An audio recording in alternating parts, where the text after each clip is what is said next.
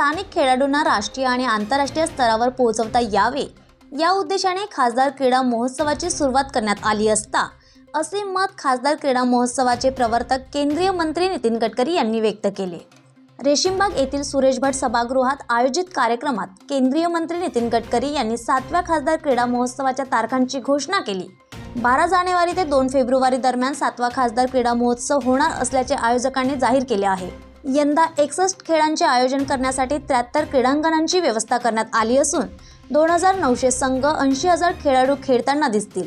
विजेत्यांना 50,000 रुपयांचे रोख बक्षीस आमदार प्रवीण दटके, आमदार कृष्णा खोपडे, माजी आमदार नागो गाणार, माजी नगरसेविका श्रद्धा पाठक यांच्या हस्ते 61 क्रीडा संघटनांना देण्यात येणार आहे।